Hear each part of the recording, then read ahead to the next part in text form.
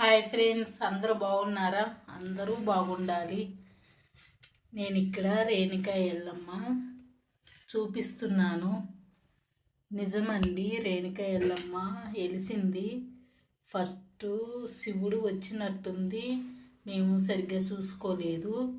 తర్వాత రేణుకా ఎల్లమ్మ కనిపించిందనమాట, వెలిసింది.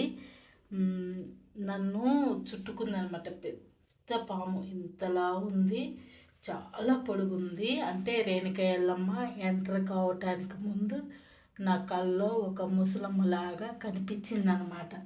ఆ ముసలమ్మ నాకేదో చెప్తున్నట్టు కనిపించి ఇక్కడ ఇక్కడ గుడి ఉందని అక్కడ అనమాట, భువనగిరిలో అనమాట చెప్పింది.